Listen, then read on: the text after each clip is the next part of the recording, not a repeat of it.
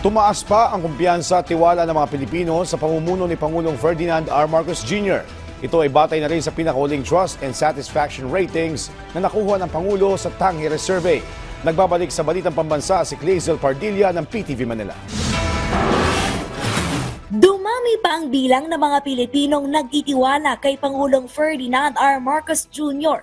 Ayon sa pinakabagong Tangere Survey, sumampa sa 60.1% ang trust ratings ng punong ehekutibo ngayong Disyembre mula sa 59.6% noong Nobyembre.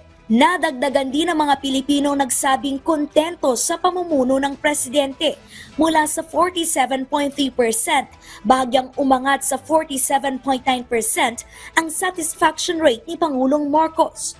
Bumaba naman ang nagsabing tiwala at nasiyahan sa liderato ni Vice President Duterte. Habang umabante ang trust and satisfaction rate ni House Speaker Martin Romualdez, Chief Justice Alexander Gesmundo at Senate President Chis Escudero na siyang highest rated government official. Ginawang survey noong December 16 hanggang 19 na sinagutan ng 2,000 respondents.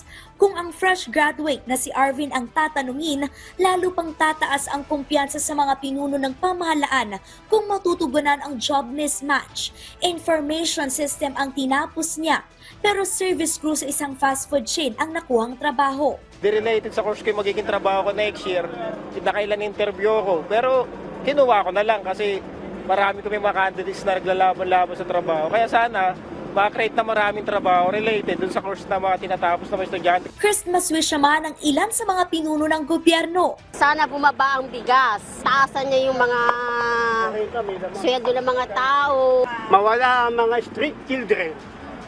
Sa pabahay. Pabahay sa mga mahirap. Mula sa PTV Manila, Clazel Pardilla, Balitang Pambansa.